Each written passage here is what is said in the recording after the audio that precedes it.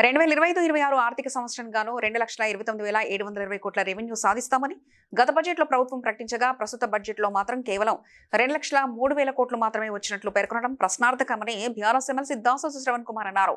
CAG నివేదికల ప్రకారం జనవరి 2026 వరకు ప్రభుత్వ రెవెన్యూ ఆదాయం 1,38,371 కోట్లు మాత్రమేనని, అయితే ప్రభుత్వ లెక్కల ప్రకారం 2,03,000 కోట్లు చేరాలంటే కేవలం 50 రోజుల్లోనే 65,000 కోట్ల రెవెన్యూ ఎలా వచ్చిందంటూ ఆయన ప్రశ్నించారు. ఇది ఎలా సాధ్యమైందో ప్రభుత్వం స్పష్టత ఇవ్వాలంటూ డిమాండ్ చేశారు. వీళ్ళు మాకు పుస్తకం ఇచ్చిండ్రు అన్న, ఇది తెలంగాణ బడ్జెట్ ఇన్ బ్రీఫ్ అని చెప్పని 26-27 అని చెప్పని ఒక బడ్జెట్ ఇచ్చిండ్రు. ఇది పుస్తకం అంటే మరి summary of the entire budget వీళ్ళు మాకు ఇచ్చినారు. దీంట్లో తెలంగాణ బడ్జెట్ అట్ గ్లాన్స్ 26-27 అని చెప్పని ఒక షీట్ ఉంది.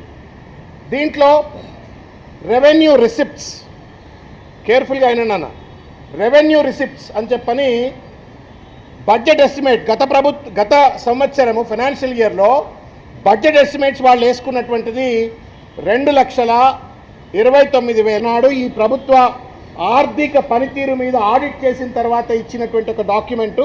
ఈ డాక్యుమెంట్ని కూడా దయచేసి చూస్తే మీకు కనబడుతుంది ఏంటంటే గారడిక్కడనే కనబడుతుంది.